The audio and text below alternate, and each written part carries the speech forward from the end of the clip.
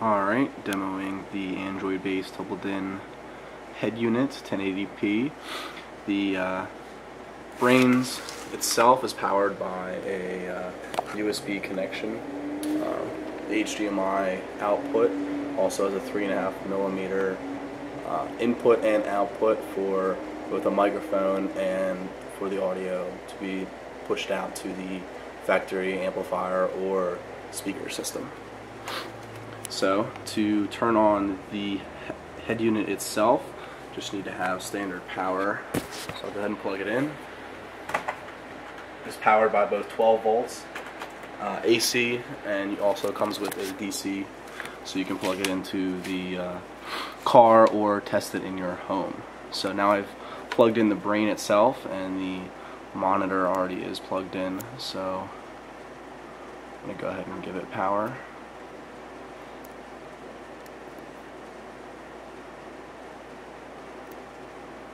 So now it's booting into Android. The unit does come with a remote. All I did was hit the power button to turn that on. Source, volume menu, and mute.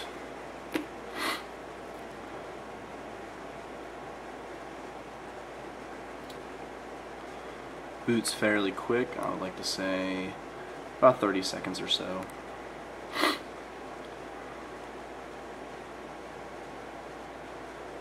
It is the ice cream sandwich version of Android, the latest version at this date. It is fully supportable to upgrade it. You have ROM access on the root access, on the Android unit itself, so you can at any point change it to whatever flavor of Android you'd prefer.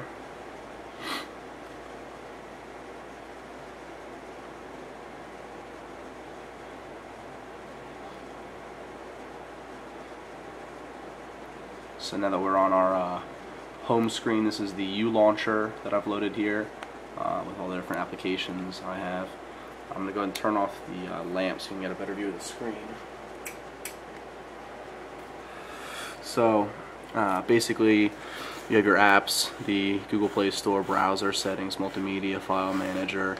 Go ahead and loaded up YouTube, Google Maps, AirDroid, so you can over Wi-Fi you can manage your Android unit, Spotify, Pandora, HBO Go for HBO subscribers.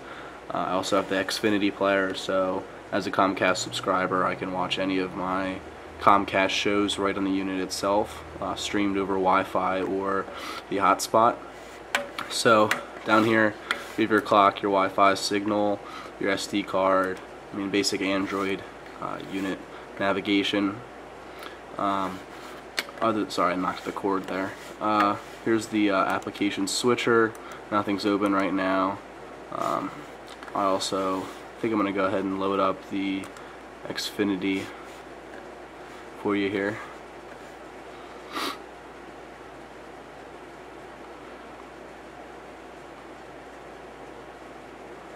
This screen actually gets brilliantly bright, so very bright or very dark. Contrast goes very high in either way, so you can adjust the screen to your liking. That's a little hard to capture on video what it actually looks like in person. So here, I can just pick Girl with the Dragon Tattoo.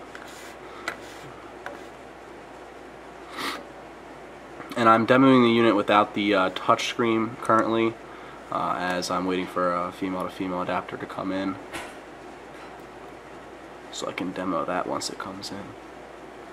The Android unit itself has a HDMI male built right into it, so there's not much I can do until that female-to-female adapter comes in, so I can mount it to the screen. The screen gets its touchscreen signal from a single HDMI that's plugged into the screen, and it splits off into an HDMI on USB for hooking it up to any computer, or in this case the Android unit. So audio, like I said, is managed through the 3.5mm currently.